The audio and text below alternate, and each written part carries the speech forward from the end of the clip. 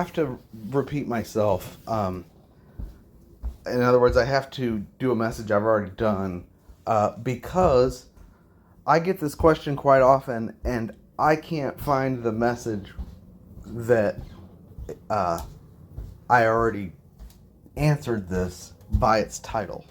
So I need to do a quick message about what it means to forsake the assembly, where Hebrews, in Hebrews 10:26, says, "Forsake not the assembly of yourselves together, as is the habit of some." I need to put that in context and title the message in a way that I can refer people to it and people can find it. I've gotten the question again and again and again, and I am striking out as far as trying to find the messages that I've done on that, other than pointing them to my Hebrews 10 messages in the playlist, and it's just too much. So, anybody who is considering, what happens a lot of times is people stop going to church, and they make excuses in their mind, like, well, I'm tired and got busy, and they don't want to complain, and they don't want to murmur, and they don't want to look at the real issue.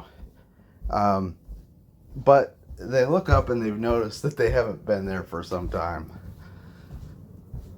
But they knew they were not happy, and it's funny, when COVID happened, a lot of people were relieved because they've been looking subconsciously for excuses not to go to church for a while. And COVID was a great one. Now they didn't have to look for an excuse. They had been, they'd been given their excuse, so to speak. They didn't have to go anymore. The church closed its doors.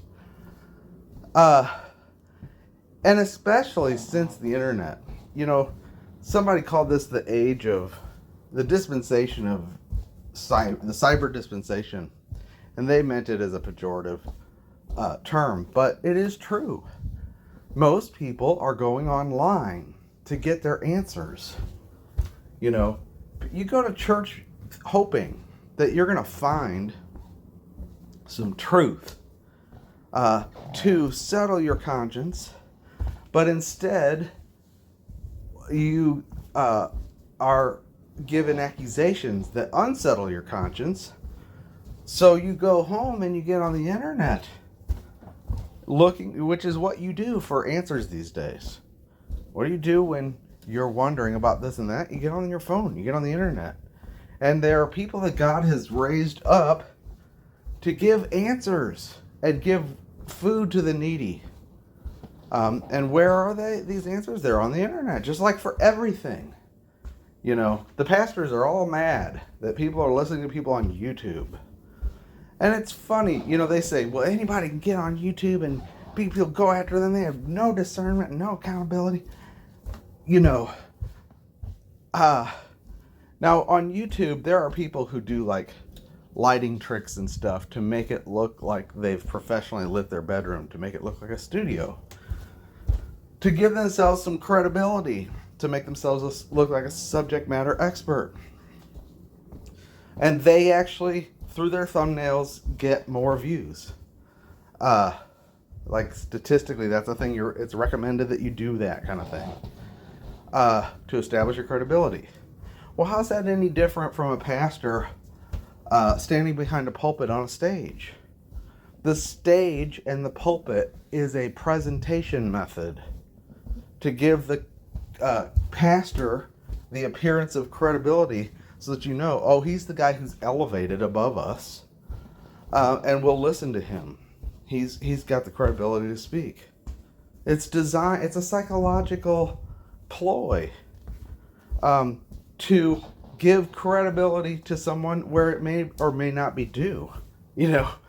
And what's funny is one of the pastors who really doesn't like us is trying to make a YouTube presence for himself.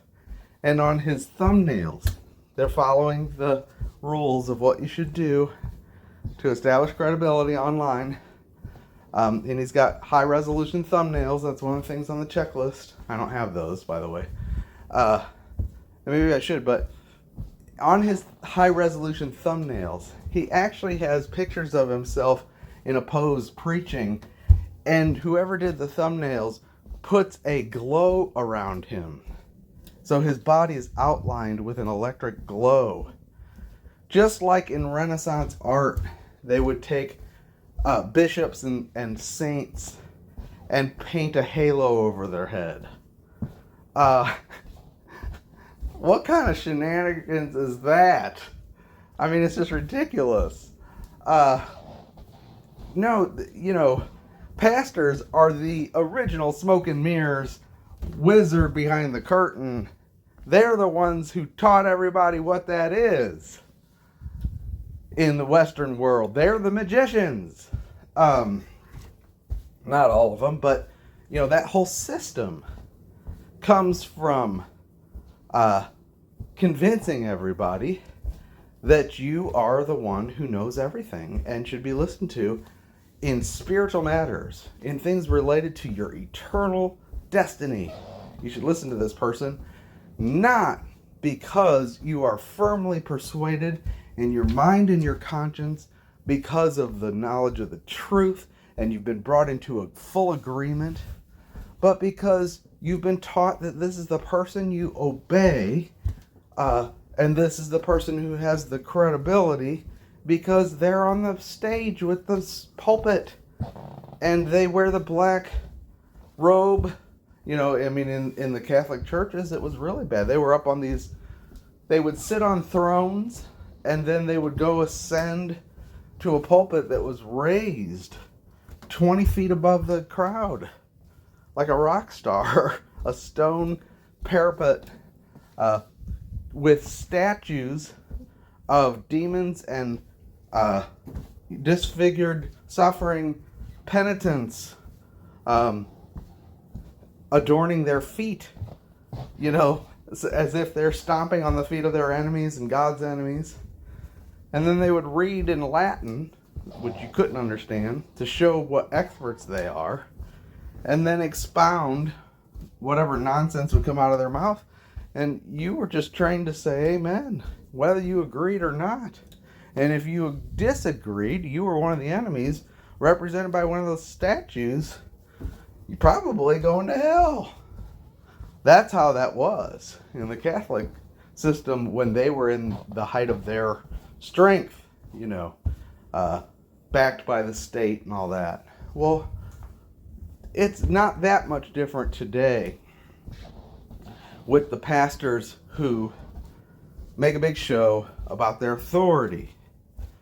And when people ask them questions and disagree with their teaching, instead of patiently teaching them, turn the tables and point to them to their sins. It's always about you and your sins. I did that message the other day about that sister who, prompted by a sister who was getting ready to leave the institutional church, wondering if she should talk to the pastors. And I wanted to say, look, this is how they manipulate, They'll pretend to agree with you so that you'll get your guard down and wonder if you had any basis for accusing them or questioning them. If they agree with you, then what's the problem? They'll tell you they love you, extend the olive branch of fellowship, and once your guard is down and you're sitting there with all the tension gone out of your body, wondering why you're even there, they'll subtly insert an accusation into the atmosphere that's or some reference to your weakness or sin that will haunt you for the rest of your week when you go home, that they will imply is the real reason why you had a question to begin with. And it will strike at the root of your confidence and the basis of your spiritual life, and you're not right with God. And I got an email from her after I did that message, and she said, well, it's funny because I didn't tell you that I'd already had a conversation with the pastor's wife in text, and here's the thread. And, the pastor's wife had reached out and said, where are you? I hear you're not going to the home group meetings anymore. And she explained to her, well, we just didn't want to upset anybody. We didn't want to cause a lot of drama. We were trying to kind of go quietly, but we just don't agree with the doctrinal teaching anymore. She hadn't talked to me yet, and she was clearly thinking that she could do this peaceably, And the lady was like, oh, what's the problem? Why didn't you bring this to us? Well, I didn't want to hurt anybody's feelings, but this is there's been works in the messages, and this is kind of like Lordship salvation, and here's what Lordship salvation is. And the answer was, oh, honey, we would never teach that. Well, obviously, that's wrong, and we would never do that here, and we love you. We would be devastated if you love. You can approach us about anything. The door's always open here. Don't you remember when when Sister so-and-so helped you through your emotional issue? Now, what's the emotional issue? What was she doing? I mean, it was in text, so it has less of the manipulation ability. It's when you're in their presence that they can really do a number on you. But she's trying to do the same thing. Agree with you. Deny that there's any issue. Say they're on your side. Let you know the door's always open. And then refer to some sin. And bring up your past and your weakness. And flip the tables to make it all about how you didn't approach them the way you should have. This distrust is undeserved, and it's really related to this thing that's been wrong with you all along. That's what she's doing. It's total gaslighting and manipulation. This is what they do. They never address the doctrinal issues. They sweep them under the rug, say, oh, we never do that, and of course we agree with you. They're not going to change anything they preach. But they're going to make sure she believes it's about her emotional issue, whatever that is. And she was showing that to me to say, look, it's exactly as you said. They'd already done it. So that's the kind of stuff you're dealing with. Okay? In these abusive situations. Now, I'm not going to say in general that every situation is abusive. But if they have institutional error, meaning they're teaching wrong doctrine and standing with it and refuse to budge, it's abuse. To make you submit to error is abuse. To make you submit to something that your conscience does not agree with is abuse. It's spiritually speaking. It's abuse because it's asserting themselves as an authority undue. It's not, when Hebrews talks about, there is an unfortunate translation in the King James that says, obey those who have the rule over you. But in the Greek, and I'm not saying, oh, I'm a Greek, you can go look it up yourself on Blue Letter Bible. The words literally mean be persuaded by those who have the lead. And to be persuaded, it means it's the same word as what he says in Corinthians. He says, let everyone be fully persuaded in his own mind. And Paul never used his authority to say, you have to listen to me, I'm right. Doesn't matter if you understand how I reached the conclusions I reached. He is right. He received his revelation from the ascended Christ. He saw Christ face to face. All the apostles did. But they did not appeal to that for the reason you should believe them. Peter said, we didn't follow cunningly devised fables when we made known to you the power and majesty of the Lord. We were eyewitnesses on the mount when he was transfigured. But you have a more certain word of prophecy, which you do well to heed as a light that shines in the darkness until the day breaks and the day star rises in your heart. What is the word of prophecy that he was referring to? The prophets. And Paul, in all of his writings, always appealed to the Scriptures. And Acts says, the Bereans were more noble-minded than those at Thessalonica, and that they received the word with all readiness of mind, but searched the Scriptures daily to see if these things were so.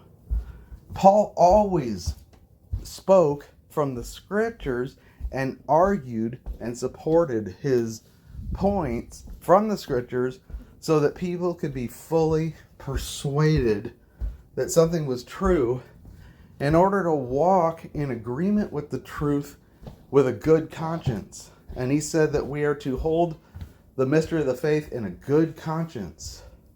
A good conscience is not, I obey because that man's spiritual and therefore I have to listen. That's not a good conscience. A good conscience is persuaded that even if that man deviates, I will not deviate because I know that this is the way that's pleasing to God. I've seen it in the Word. What if that man deviates from the truth and develops a bunch of heresy? Paul said, if I or an angel or anybody else comes preaching another gospel, let him be accursed. If Paul comes preaching another gospel, what are the churches to do? Does that mean the gospel is no longer true because the spiritual man of God has deviated from the truth? Let God be true and every man a liar. To have a good conscience means I walk according to the truth no matter what men say. And if men don't speak according to this testimony, then I reject what they say, even if they used to speak according to the testimony. I measure everything by the testimony. And that means I don't have loyalty to men. A lot of people never really understood our channels, why we are not loyal to men. They think, well, they're in the club because they have a channel and we have a channel and we all seemingly teach the same thing and we're even friends. But then when they deviate from the truth or bring something out that is totally contrary to what we believe is the doctrine of Christ, and we teach according to it, and we reason from the Scriptures, and they will not change their view, and it's heretical, we mark and avoid them. They look at that as a complete betrayal and say you're not walking in love, and you're Diotrephes, and all this stuff. Well, it's not that we love to have the preeminence, it's that we have to keep a good conscience before the Lord. We're responsible for what we are teaching. Anyway, in the institutions, error is institutionalized, and institutionalized means you obey it because this is the way we do things around here. And if you don't, there's something wrong with you. By default. There's never something wrong with the system. It's always something wrong with you. Okay. So, a lot of times people stop going to church because this is what's really going on. And they don't want to admit it to themselves because they don't want to be in rebellion. Because they know, forsake not the assembly. It's been drilled into our head and drilled into our head. And I remember there were years when I didn't have a church. And this verse just bothered me to no end. What am I going to do? And I looked for a church and looked for a church and looked for a church. And the accusations would come, well, you're just too narrow. No church is perfect. You think you're better than everybody. Man, I wouldn't have suffered what I was suffering if it was a matter of just wanting things the way I wanted it. Because I was not getting what I wanted. That is for sure. I had no fellowship. But, okay. He says, what is Hebrews about? I'm going to make this real short. Hebrews is for the believers at that time when the temple still stood, who were confused about the difference between dead works and serving the living God. And The living God is in the holiest. And the holiest is now in your spirit, because Christ is risen. And he's not served in temples made with hands. God seeks worshipers who worship in spirit and in truth. And he's become in us a fountain, springing up unto everlasting life, a living water. We've been regenerated, and we become the temple of the living God. He dwells in us. And we're to gather with those who associate with Christ. In contrast to the system that went before, where God was located in the temple, and you couldn't access him except through a priest. The high priest represented you in the Holy of Holies, beyond the veil, once a year, on the feast day, in Jerusalem, in that specific space where God had chosen. Now that was done away with. Christ has replaced all these things, and become the fulfillment of all these things. And now, those who believed the words of the prophets and were convinced that Christ rose from the dead, he died for our sins, rose from the dead, and is the one that God promised, the seed of David, the real heir, the one in whom God has spoken, and the one who made purification of our sins and made peace with us in God, and has given access to the holiest through the blood. Those people are no longer going to temple, if they're clear, because they know that those sacrifices don't take away sins, and that there is now one offering that has already been made, and that they have access by faith into the holiest. It's not cut off from them, and they don't need a priest and the ordinances and the feasts, and they don't need Jerusalem, but wherever they are, they can come forward boldly to the throne of grace.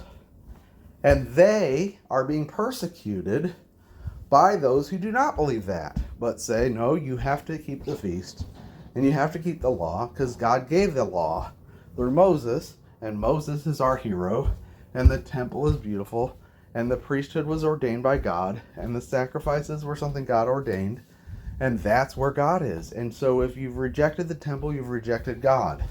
If you reject Moses, you've rejected God's speaking. If you reject Moses and the law, you are lawless, and you're on your way to hell. And so you're unclean, and we will have nothing to do with you. So they were rejected, not only religiously, they were accursed by the nation officially, but their own families put them out. And they suffered the spoiling of their goods and the persecution and the slander. And they were being slandered. Who knows what those people out there are doing? And the kind of slander was like they're having orgies, because these people believed that if they didn't have the Pharisees and the scribes and the law to restrain your sin, you would just go hog wild into sin. Just like today's pastors who say, those people out there on YouTube, they're anti-no-man, free, anti-hyper-gracers, and God only knows what they're doing behind closed doors. No accountability. They don't go to church, and they don't submit themselves to a pastor. Same thing. So, in Hebrews, we are urged to go outside the camp. And that is it's likened to Jesus, who went outside the camp, bearing the reproach, the insults, the persecutions of men, where he suffered outside the gate, bearing the sins. So that means you go outside and you allow them to throw all these curses at you, and you just accept it. That's what it means to present yourself as a living sacrifice. Part of it is you say, you know what? Doesn't matter what they say about me. I'm not here to be justified by men. A big part of our struggle and our conscience ends when we decide, I don't care what men think about me. I need God to approve of me. And the only person he approves of is the one who enters the holiest by the blood. It's always been like that. It used to be that you had to enter in with an offering. Now we enter in by faith in Jesus Christ. And in the Old Testament, they entered by type through the high priest. We enter in actuality into our spirit, where God now dwells.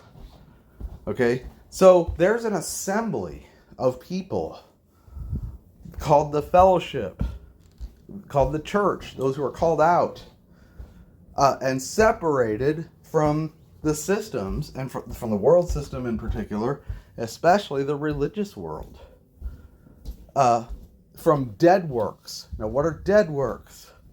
Dead works are things that you do in religion thinking that you're pleasing God, but they have nothing to do with the living God, because they are not related to Christ in the holiest, based on faith in the blood and your access to him. They're all trying to secure access as if you have to purchase it. You're not dealing with him based on being an heir and enjoying your rest, meaning your inheritance, as a free gift based on the finished work of Christ. No, you're out in the holy place where the priests served, trying to work to find a way in. And Hebrews says that as long as these kind of works are going on, it shows that the way into the holiest is not yet made manifest to you. And in religion, what religion is, especially the institutional church or the temple, for the most part, is it's people who are there because their conscience is not settled. And they think that there's something that they must do to please God. And they think that if they didn't have those things, they wouldn't have God. If they didn't have those people, if they didn't obey them, their life would just fall apart. Like Job. Job thought God was going to judge his children because they partied all the time. So he did all these sacrifices every day for his kids' sake, because he thought that those sacrifices were staving off the judgment of God. Well, actually, the devil was the one that wiped out his family. But what he learned through the experience was that his own righteousness availed nothing and couldn't stop anything from happening. And sometimes we need to go through something where everything does get wiped out and we're face to face with God himself, so that we can learn that I have no way to stand before God unless he stands me before him. And all these things I was relying on me don't help anything in that. And a lot of people in the institutional churches are relying on the things in the institutional churches to be their position before God, consciously or unconsciously. Well, I'm obedient to the pastor, and I give my money, and I show up, and we do mission trips, and all these things. You say, does that help you go to heaven? No, I know that. I believe the gospel. So that's what gets me to go to heaven. Well, then what are all those things for? Are they because you're blessed, and it's a blessing to share out of your place of blessing? Yeah, that's why.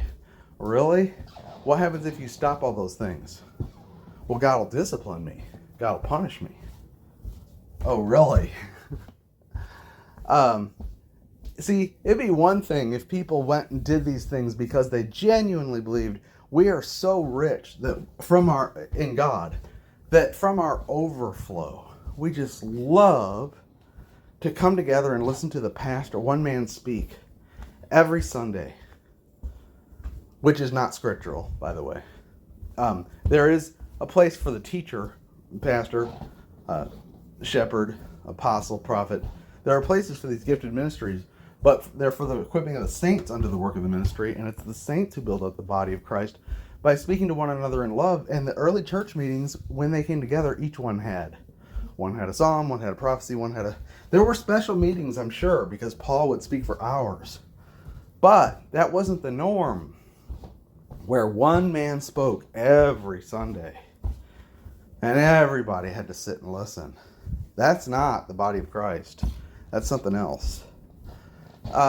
And your opportunities to so-called serve, are the parking lot, children's ministry, church office, clean the bathrooms.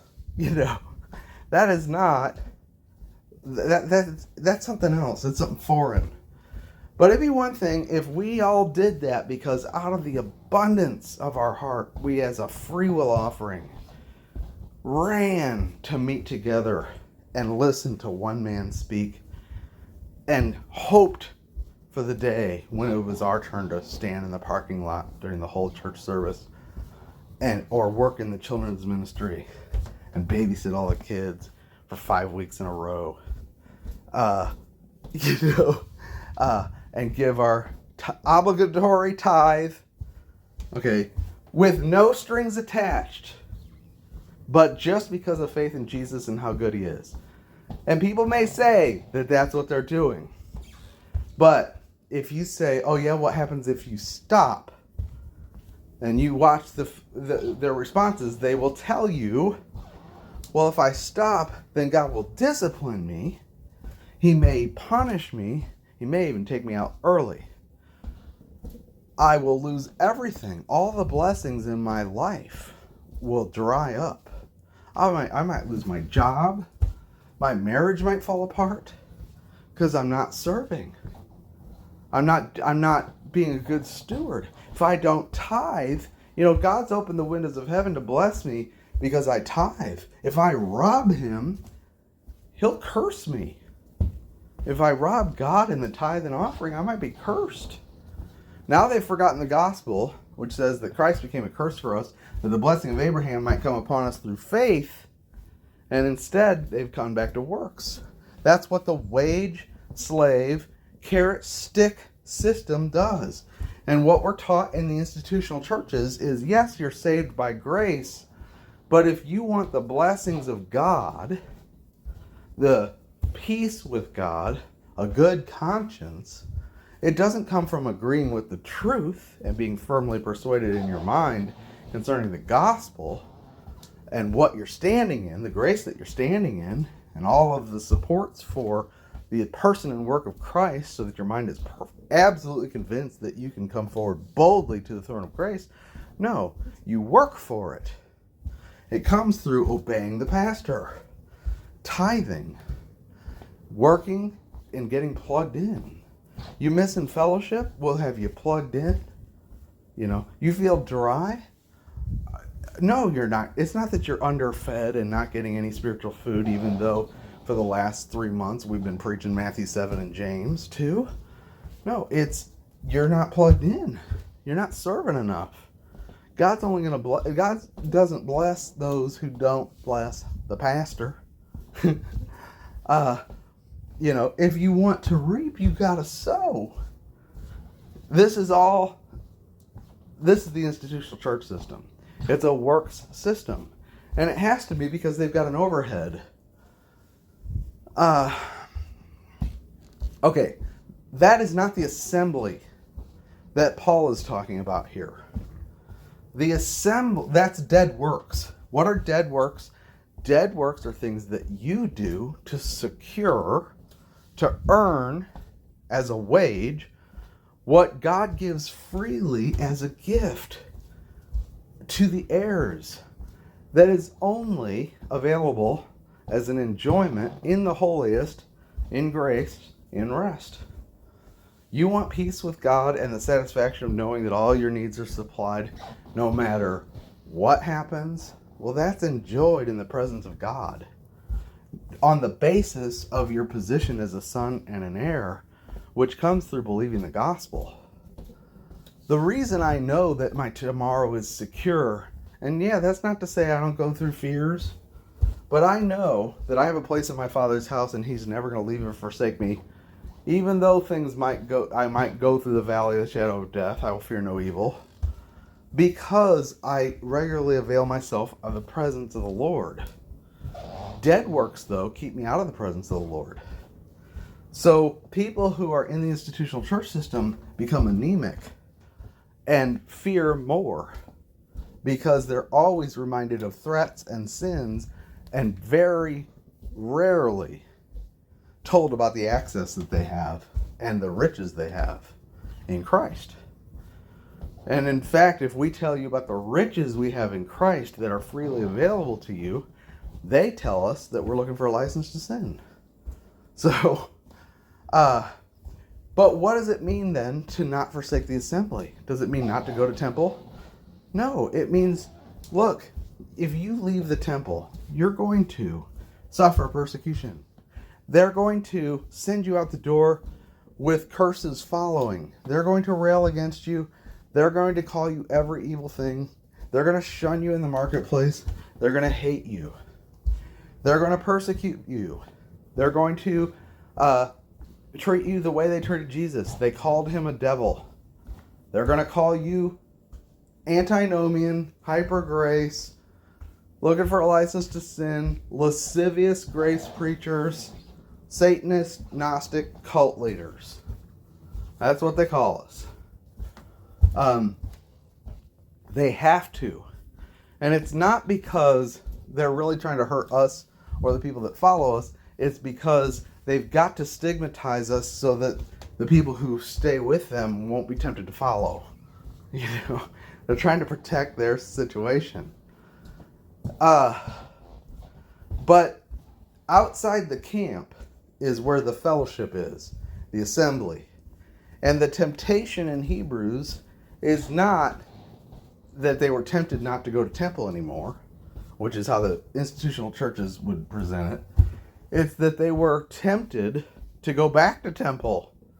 After learning everything about Christ and the access they have in him, they're tempted by all these persecutions and accusations and the legalism and the dead works to go back and try to earn man's approval and from Moses and the law what they've already obtained in Christ. And that's called shrinking back.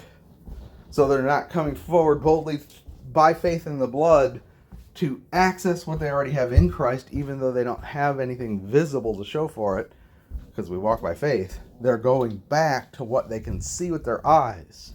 The temple, the sacrifices, the Aaronic priesthood, and the approval of men.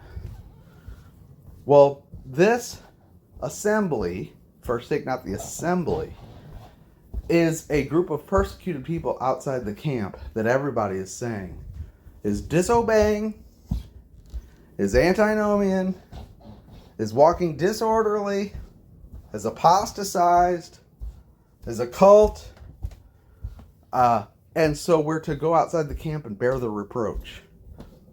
That's what it says in Hebrews, is let us go outside the camp. Let's just look at the words.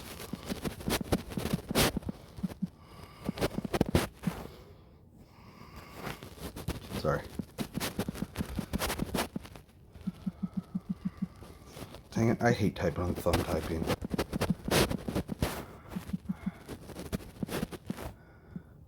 Okay. Maybe it's outside the gate bearing reproach. Sorry. Here it is. Now this is actually part of the same conversation as Hebrews. That's another thing. Don't take Hebrews 10:26 without reading Hebrews 9 through 13. It's all one conversation.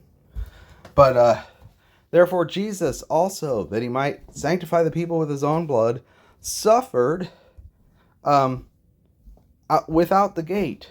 Therefore, let us therefore go unto him without the camp, or outside the camp, bearing his reproach. For here we have no continuing city, but we seek one to come. By him, therefore, let us offer the sacrifice of praise to God continually. Let's see here. We have an altar whereof they have no right to eat which serve in the tabernacle.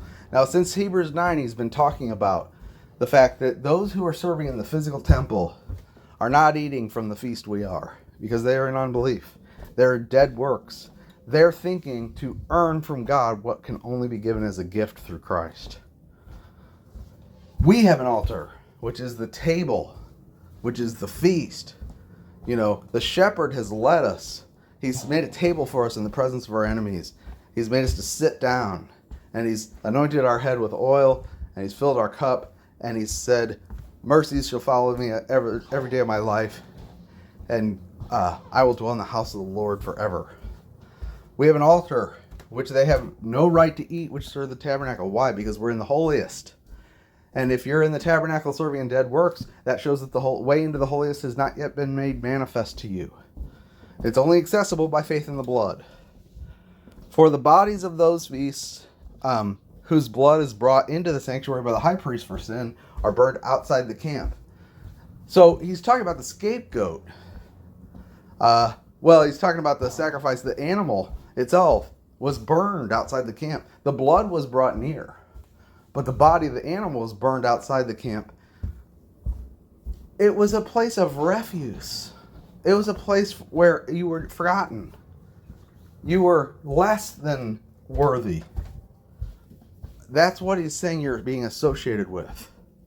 To go outside the camp with Jesus means to, be willing to bear the reproach of men, to understand that, look, of course they're going to reject you, because the temptation to go back was all rooted in this need for acceptance and approval of men. And a lot of times people email me and say, well, what should I say to those people who say, why aren't you in an institutional church?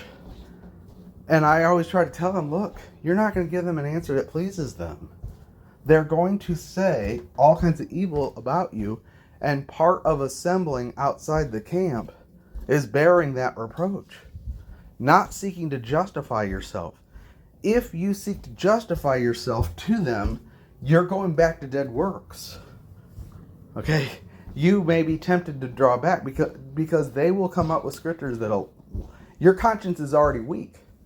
If you're looking for men to justify you, you're already in a position where they can throw fiery darts at you that will stumble you. So you need to make a clean cut and say, I'm crucified to the world. Identify with the crucified Christ and let them accuse you. So be it. Not easy, obviously. This is the suffering that Jesus said we would suffer outside the camp with him. In John 15, John 16, they will hate you. They'll cast you out of the synagogues. They will say all manner of evil about you. Now, when he's talking about this assembly of people that are under this kind of accusation, are you picturing a pastor in a suit and tie on a Sunday morning at a pulpit railing at people who aren't tithing enough and saying, yeah, they're talking about him, that's who I need to gather with because he's outside the camp bearing the reproach? No. He's the one who's railing. He's the one reproaching. All those people who left his church because of COVID, in his mind, are completely disobedient to God. And the reason they left is because they actually found spiritual food and have fellowship. But they don't consider it to be real because it's, in many cases, virtual. And yet there's chat groups all over the place where people are mutually encouraging each other and praying for one another and very involved with each other's lives in a way that they never found in institutional churches. How many institutional churches did I spend my 25 years in or 20 years in where if anything happened to me, I guarantee none of those people would ever show up at the hospital or the funeral.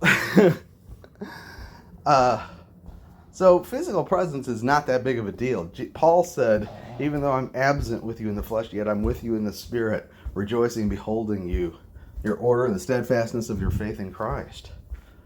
We can know each other in the spirit as if we're physically present because we're one body. And this is the cyber dispensation. The Lord has done something. And we should use what's available to us. Wherever you can get food, get it.